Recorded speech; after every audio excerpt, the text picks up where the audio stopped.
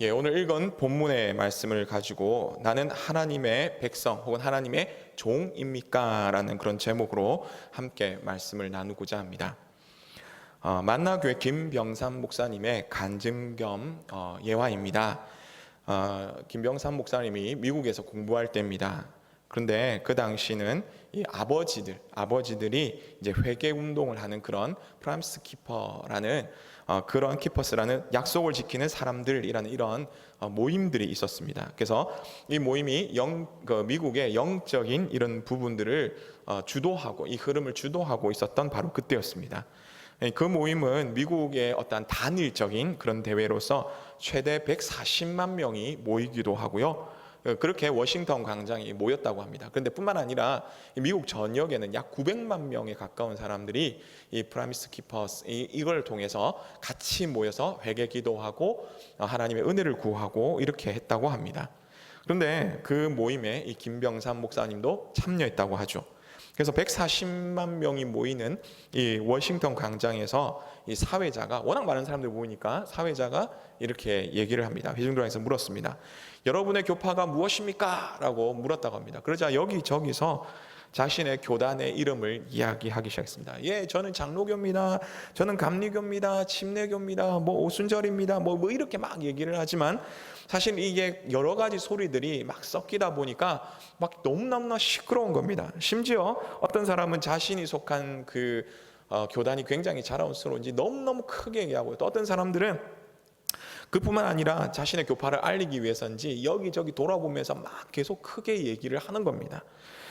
그래서 이 140만 명이 되는 사람들이 막 얘기를 하다 보니까 이 워싱턴 광장이 굉장히 혼잡스러웠다라고 이야기를 하고 있습니다.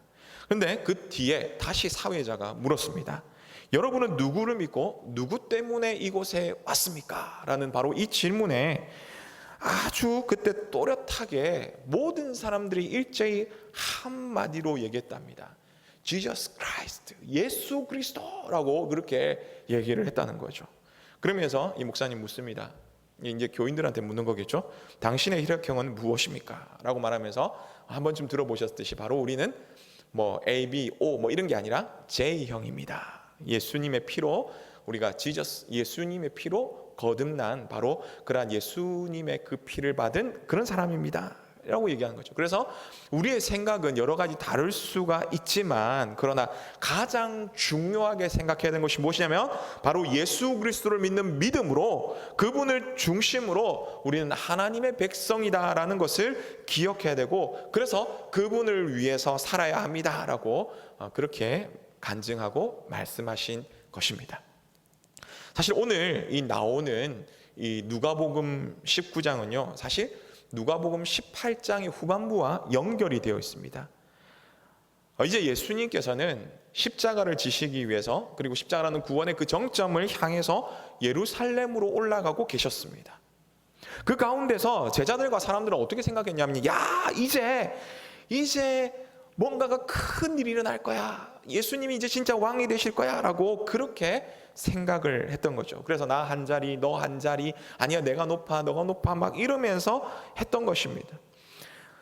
왜냐하면요, 당시는 이 로마의 압제로 인해서 굉장히 힘든 상황이었거든요. 근데 예수님이 예루살렘에 탁 올라가시면서 왕이 되시면 이 로마의 압제로부터 모든 것을 다 물리쳐 주시고 다시 다윗의 영광, 솔로몬의 영광을 이제 회복시켜 주실 것이다 라고 사람들은 그렇게 생각했습니다. 그런데 정작 올라가시는 이 예수님은 그러한 사람들을 보면서 굉장히 답답해 하셨다는 거죠. 그러면서 어떤 사람이 진짜 하나님의 백성인가, 어떤 사람이 진짜 하나님의 백성인가를 말씀해 주고 있으셨던 것입니다. 그래서 오늘 본문의 앞에 있는 누가복음 18장 35절에서 43절에 보면요, 맹인을 고치는 바로 그러한 사건이 나옵니다. 맹인을 고치는데 바로 세상적인 메시아, 세상적인 왕 이게 아니라 진짜 다윗의 자손이여 나를 불쌍히 여기소 사는 바로 그러한 하나님이 보내신 바로 그 메시아를 바로 마음속에 받아들이고 그렇게 고백하며 믿는 사람이 단순히 현재 눈앞에 이 육체적인 맹인이지만 그게 맹인이 아니라 오히려 더 영적으로 눈을 뜬 사람이다라고 그렇게 말씀하시는 겁니다. 또한 누가복음 19장 1절에서 10절에 보면 삭개오 사건이 있는데요. 사람들은 내가 육신의 혈통이기 때문에 내가 이스라엘의 백성이다, 하나님의 자녀다라고 그렇게 생각했습니다. 하지만 그게 아니라 하나님 앞에서 죄를 뉘우치고 진짜 회개하는 바로 그런 삶, 그래서 하나님의 뜻대로 살려는 그 백성이 하나님의 백성이다라고 삭개오를 통해서 예수님은 말씀해 주시는 겁니다. 왜 이렇게 알 수 있느냐라고 할 때 바로 이어서 나오는 본문이 오늘 누가복음 19장 바로 10절에서 이야기를 하고 11절에 나오는데요. 오늘 10절에서 예수님께서 말씀하시는 게 뭐냐면 이 삭개오 이야기를 통해서 하시는 게 인자가 온 것은 잃어버린 자를 찾아 구원함이라 이렇게 얘기합니다. 그리고 나서 11절에 이들이 말씀을 듣고 있을 때에 라고 하면서 오늘 문화의 비유가 나온다는 것이죠. 우리가 잘 아듯이 문화의 비유는 이 주인이 왕위를 받으러 가면서 각 종에게 10명의 종에게 똑같이 한 문화씩 이렇게 나누어 주는 것입니다. 그리고 이제 왕위를 받아서 돌아올 때 10명의 종들을 불러서 야, 너 뭐 했니? 라고 하면서 이렇게 셈을 하는 겁니다. 그래서 한 종은 한 문화를 가지고 10문화를 남겼습니다. 또한 또 다른 종은 한 문화를 가지고 5문화를 남겼습니다. 10문화 남긴 종에게 그렇게 얘기하죠. 야, 너 작은 것에 충성했다. 내가 10고을을 다스릴 권세를 너에게 주고 너에게 맡기겠다 라고 이렇게 얘기합니다. 또 한 문화를 가지고 5문화를 남긴 종에게도 동일하게 그렇게 얘기를 하죠. 5문화를 가져 남겼으니 너는 5고을을 차지하라 라고 이렇게 얘기를 합니다. 그런데 뭐 세 번째인지 아니 마지막인지는 모르겠지만 어쨌든 2명을 칭찬하고 난 다음에 이어서 나오는 바로 그 사람이 누구냐면 앞에 종들과 좀 다릅니다. 한 문화를 내어놓는데 수건에 쌓아놓고 있다가 내어놨답니다. 그러면서 하는 말이 주인님, 당신은 심지도 않은 곳에서 거두는 엄한 사람임을 내가 알기에 두려워서 이렇게 두었습니다 라고 하는 것이죠. 그러자 주인이 야, 네가 어떻게 나를 제대로 아냐? 네가 나를 그렇게 생각하냐? 그렇다면 차라리 은행에라도 맡겨놨어야지 라고 하면서 그러면 내가 이자와 함께 다 그 원금을 받지 않겠느냐? 에이, 너는 나의 마음을 정말 모르는 그런 종이야. 아우려, 너는 가라 이렇게 얘기하면서 그 있는 것까지 빼앗아서 10문화를 가진 사람에게 주는 것입니다. 그러면 오늘 이 이야기를 통해서 우리는 무엇을 생각할 수 있겠습니까? 우리는 하나님의 백성으로서 오늘 이 문화의 비유에서 말하듯이 하나님의 종으로서 우리는 우리 자신에게 질문을 하며 점검을 해보아야 하는 거죠. 그럼 어떤 질문을 할 수 있습니까? 3가지 질문을 하면서 함께 생각해 보고자 합니다. 그래서 하나님의 백성으로서 우리 자신에게 할 첫 번째 질문은 무엇이냐면 바로 하나님을 왕으로 모시고 있습니까? 라는 그런 질문입니다. 하나님을 왕으로 모시고 있습니까? 하나님을 왕으로 모시고 있는가? 사실 이 질문은 굉장히 단순하지만 굉장히 중요한 질문입니다. 우리는 예수님을 믿으면 구원을 얻는다는 이 단순한 이 공식을 가지고 우리는 예수님을 믿죠. 하지만 이 공식 안에는요, 사실은 그 사이에 예수님을 믿음으로써 구원을 얻는다는 바로 이 사이에 엄청난 일들이 일어난다는 겁니다. 하나님께서 엄청난 일들을 해 나가신다는 것이죠. 그런데 우리는 그 엄청난 일을 보지 않고 그냥 단순히 예수님 믿으면 구원을 받는다 이렇게밖에 생각하지 않는다는 것입니다. 근데 그렇기 때문에 우리는 그냥 뭐 구원받았기 때문에 아무렇게 살아도 된다, 이런 것이 바로 구원파에서 얘기하는 그런 이야기라는 것이죠. 물론 우리는 연약합니다. 그래서 실수하고 넘어질 수 있습니다. 하지만 진짜 예수님을 믿는다면 우리는 삶의 주인이 더 이상 나 자신이 아니라 하나님 앞에서 믿음으로 살아가서 예수님이 진짜 주인이며 하나님이 진짜 주인이며 하나님이 왕이시라는 것을 드러내며 살아야 한다는 것이죠. 오늘 본문에서도 놀랍게도 이 예수님께서 비유의 말씀하시는 가운데 12절에 보니까 이 한 귀인이 왕위를 받으러 가는데 라고 얘기합니다. 그러면서 14절에 보니 백성이 그를 미워하여 우리의 왕으로 삼지 않겠다라고 이런 이야기가 있죠. 어떻게 보면 이게 무슨 소린가 라고 생각할 수도 있지만 사실은 이 예수님께서 이 비유를 말씀하시는 가운데는 그 배경이 있습니다. 그 배경이 뭐냐면요, 예수님께서 태어나실 때의 그때의 왕이 누굽니까? 헤롯 대왕이죠. 헤롯 대왕입니다. 헤롯 대왕이 이제 나이가 들어서 죽었습니다. 그리고 그의 아들들이 있는데 아들들이 뭐 더 있었는지 잘 모르겠지만 어쨌든 4명의 아들들이 이 이스라엘을 나누어서 4등분해서 다스리게 됩니다. 그래서 우리는 성경에 보면 분봉왕이라는 이야기가 있죠. 그래서 그것을 바로 보면 나누어서 다스리는 왕 이렇게 보시면 됩니다. 그 가운데서 이 유다 지역을 다스린 사람이 있는데 이 사람이 바로 아킬라오라는 바로 그 사람입니다. 근데 유다 지방 사람들은 굉장히 이 자존심이 강하고 이 의식이 굉장히 셉니다. 그래서 사실 이 헤롯 대왕은요 원래 이스라엘 유대 사람이 아닙니다. 에돔 사람입니다. 그래서 더 이상 이 이방인이 우리의 왕이 될 수 없다 해가지고 아킬라오가 이 유다 지방을 다스리려고 할 때 이 사신단을 이 로마에 보내가지고 황제가 되지 못하게 하려고 반대했던 바로 그 사건이 이 배경이 되는 것이죠. 어쨌든 그런 배경에서 이야기가 나왔지만 사실 이 왕이 되지 못하게 한다라고 할 때는 어떻게 보면 이 예수님이 진짜 왕이 되지 못하게 하는 것과 우리는 그런 것을 연결시켜서 생각해 볼 수 있습니다. 왜냐하면요, 그들은 예수님을 단순히 먹을 것을 주고요, 또 치료해주고 무엇보다도 예루살렘에 올라가면 왕이 되어서 로마의 압제를 해결해 줄 거다라는 그런 세상적인 왕으로 생각하기 때문입니다. 그런데 예수님은 어떻습니까? 세상을 구원하며 하나님의 일을 감당하실 바로 그런 분이셨죠. 그렇기 위해서 십자가의 죽으심으로 그 모든 것을 감당하시고 만왕의 왕 만주의 주로 이렇게 서야 되는데 사람들은 그것이 싫은 것이었습니다. 하나님의 계획이 싫고 하나님의 그 뜻을 따라서 만왕의 왕 만주의 주가 싫고 그냥 단순히 우리의 이 로마의 압제에서 구원해 줄 그런 왕으로만 원했다는 것이죠. 그런데 이들만의 문제겠습니까? 오늘 우리는 어떻습니까? 예수님을 진짜 우리의 왕으로, 하나님을 진짜 우리의 왕으로 인정하며 모시며 살아가고 있습니까? 하나님이 원하시는 삶을 위해서 살아가십니까? 아니면 하나님을 마치 손을 들어주는 그런 존재로, 왕이 아니라 오히려 하인, 종, 이 정도로 하면서 이거 해주세요, 저거 해주세요 이렇게 시키는 그런 존재로 우리는 살아가고 있지는 않냐는 것입니다. 하나님은 우리의 왕이십니다. 그리스도인이라면, 그렇게 하나님을 왕으로 섬기는 하나님의 백성이라면, 오늘 본문에 따르면요, 우리가 하나님의 종이라면 하나님의 말씀대로 살아가야 된다는 것을 말씀하고 있습니다. 특별히 요즘에 이 기독교에서 굉장히 기독교 안, 그리고 세상적으로도 마찬가지죠, 굉장히 핫한 이슈가 되는 그런 것들이 있습니다. 그것이 그 가운데 가장 대표적인 게 뭐냐면 바로 포괄적 차별금지법입니다. 사실은 우리는 이것을 막아야 됩니다. 예, 아멘 안 하시네요. 뭐 어쨌든 아멘 하시든 여러분의 판단에 맡기겠습니다. 근데 이것은 사실 이 법은요, 하나님을 왕으로 섬기지 아니하고 인간이 왕이 되려는 바로 그런 법이라는 것입니다. 성경은 분명히 차별에 대해서 말씀하지 않습니다. 분명한 것은 차별하지 않고 오히려 사랑하라고 얘기를 하죠.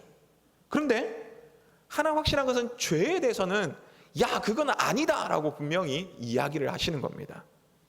그래서 죄에 대해서는 선을 긋고 구별하라라고 분명히 말씀해 주시는 것이죠. 근데 포괄적 차별법은 뭐냐면 차별하지 마라라는 이런 이름 아래 뭘 하냐면 동성애를 옹호하는 법입니다. 동성애자는 사실은 우리는 긍휼히 여겨야 되죠. 그러나 동성애 자체는 반성경적인 것이며 반기독교적인 것이기 때문에 우리는 분명히 그것을 아니라고 얘기해야 되고 그것을 완전히 배격해야 되는 것입니다. 그런데 포괄적 차별금지법이라는 것은 동성애가 성경에서 위배된다라고 이야기하는 것을 뭐라고 얘기하냐면요, 그것을 싹 돌려가지고 야, 우리는 분명히 동성애가 잘못됐다라고 얘기하는 거죠. 동성애 하는 사람들은 그래도 불쌍하니까 우리 사랑해야 되고 도와줘야 되는데 동성애는 잘못됐다라고 얘기하는데 이걸 뭐냐면 싹 돌려서 야, 동성애 잘못됐다고? 야, 너 동성애자 비난하네? 이렇게 이야기를 하는 것입니다. 그거 전혀 연관이 없는데 그렇게 연결을 시킨다는 것이죠. 그래서 결국은 우리가 어떻게 하냐면 기독교인들이나 이 정말 하나님 말씀대로 살려는 사람들이 그거 아니지 않느냐라고 하면 왜 동성애자를 비난해? 우리는 동성애가 틀렸다고 얘기할 뿐이지 동성애자를 비난하는 것이 아님에도 불구하고 그걸 연결시켜서 왜 동성애자들을 비난해? 그거는 사람들에게 혐오를 주는 표현이야, 말하지 마라고 하면서 그렇게 입막음을 하는 것입니다. 그래서 결국 죄라고 얘기하지 못하도록 그렇게 말하는 것이 바로 포괄적 차별금지법을 간단하게 말씀드린 겁니다. 저도 잘 모르는 부분이 있었고 이렇지만 지난 월요일에 이렇게 5.18 구국기도회라고 해가지고 이 포괄적 차별금지법 반대를 위한 5.18 구국기도회 여기 가서 제가 이렇게 좀 듣고 조금 더 메모하고 했는데 더 많이 있습니다. 그러나 간단하게 이렇게 말씀을 드린 겁니다. 그래서 우리의 입을 막는 이런 부분들이 사실 굉장히 잘못되었죠. 그래서 우리는 올바로 알고 왕이신 하나님께서 그의 백성들에게 무엇을 원하시는지 정치적 견해와 개인적 견해가 있을 수 있습니다. 하지만 그것을 떠났어요. 우리는 그걸 떠나서 우리는 하나님의 백성이기에 바로 알고 바로 한 목소리를 내야 되는 것입니다. 그래서 우리는 정말 하나님을 왕으로 모시는 사람이라면 우리는 하나님을 왕으로 모시기 위해서는 하나님의 그 뜻을 깨닫고 삶 속에서 하나님을 왕으로 인정하면서 그렇게 믿음으로 살아가시는 그런 우리 모두 되시기를 간절히 바랍니다. 다음으로 하나님의 백성으로서 우리 자신에게 해야 할 두 번째 질문은 무엇인가 라고 할 때 왕이 심판하러 오심을 믿으며 기대합니까? 라는 바로 그런 질문을 해야 됩니다. 오늘 본문 15절의 말씀 보니 왕위를 받으러 간 귀인이 백성들의 반대도 불구하고 어쨌든 왕위를 받아옵니다. 그리고 자신의 종들에게 그동안 어떻게 했는지 셈을 하는 거죠. 한 문화를 가지고 10문화를 남긴 종, 그리고 5문화를 남긴 종에게는 오 잘했다 뭐 이렇게 얘기하고 그 뒤에 한 문화를 남긴 종이 또 나오죠. 그 가운데는 어떻게 합니까? 책망을 하는 겁니다. 앞서 말씀드렸지만 오늘 본문은 삭개오 사건 이후에 바로 이어져 오는 본문으로서 예루살렘에 올라가시는 예수님께서 이스라엘의 왕이 되면 뭔가 큰 일이 벌어질 거라고 사람들은 생각했습니다. 하지만 실제로 예수님께서는 말씀하시죠. 너희가 하나님의 백성이라면 하나님의 종이라면 너희가 오히려 이렇게 살아야 된다라고 말씀하시는 바로 그 내용 가운데 있는 건데 그것이 무엇이냐? 왕으로 섬기긴 하지만 그냥 그것이 아니라 단순한 왕이 아니라 결국은 마지막에 셈을 하러 심판을 하러 오시는 그런 왕이라는 것입니다. 그래서 두 종은 굉장히 열심히 했습니다. 하지만 한 종은 어땠습니까? 아무것도 안 했습니다. 오히려 놀았습니다. 귀인이 왕위를 받아가지고 올 거라는 걸 알았겠습니까? 몰랐겠습니까? 알았죠. 분명히 그 사람도 반대했는지도 모릅니다. 하지만 알았을 겁니다. 온다는 얘기가 저 멀리서 왔겠죠. 그럼에도 불구하고 자기 마음대로 생각하며 자기가 뜻하는 대로 그렇게 행동하며 살았다는 것이죠.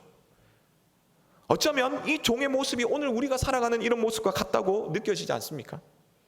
오늘의 말씀을 통해서 예수님이 다시 재림하실 거라는 걸 분명히 알고 있습니다. 이 가운데 모르시는 분들은 아마 없을 겁니다.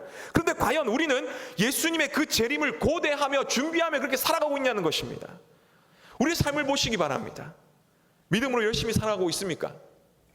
물론 열심히 이 한 문화를 가지고 10문화를 남긴 종, 그리고 한 문화를 가지고 5문화를 남긴 종처럼 열심히 살아가시는 분들도 분명히 있을 것입니다. 하지만 과연 우리의 모습이 한 문화를 가지고 그것을 쌓아둔, 그래서 정말 하나님 그 왕에게 그 책망받 주인에게 책망받던 그런 모습과 같은 그런 종과 같은 우리의 모습은 없냐는 것이죠. 하나님의 뜻을 생각할 텐데 우리는 정말 하나님의 그 뜻을 바라보면서 나가야 됩니다. 하나님의 뜻이 있음에도 불구하고 하나님의 일을 우리가 바빠서 못합니다. 이래저래서 못합니다. 그럴 수도 있습니다. 핑계 댈 수 있습니다. 하지만 우리 자신을 보십시오. 우리 자신의 유익을 위해서는 없는 시간도 쪼개내서 하고 어떻게든 해보려고 하는 그런 모습은 얼마나 많이 있습니까? 하지만 정말 주의 일을 위해서는 그렇게 없는 시간을 쪼개고 없는 돈을 내고 힘을 내어서 그렇게 하냐는 것이죠. 우리 예수님은 다시 오십니다. 우리 예수님은 심판주로 오십니다. 왕됨을 반대하는 이들과 게으른 종은 결국 27절에서 죽임을 당하게 되는 것입니다. 우리는 이것을 기억하시길 바랍니다. 그리고 마지막에 하나님 앞에 섰을 때, 예수님 앞에 섰을 때 하나님께 칭찬받을 수 있도록 우리는 이 종말론적인 신앙을 가지고 세상의 것도 물론 중요합니다만, 그러나 무엇보다도 하나님께 가치를 두고 믿음으로 살아가시는 그런 우리 모두 되시기를 간절히 바랍니다. 마지막 세 번째로, 하나님의 백성으로서 우리 자신에게 해야 될 세 번째 질문은 무엇이냐면 바로 왕의 뜻을 생각하며 최선을 다하고 있냐라는 것입니다. 왕의 뜻을 생각하며 최선을 다하고 있습니까? 이제 왕이 돌아왔죠. 그리고 자신의 종들에게 그동안 어떻게 했냐면 세물합니다. 계속적인 또 반복되는 말입니다. 떠날 때 그냥 떠난 것이 아니라 각자에게 한 문화씩 주었습니다.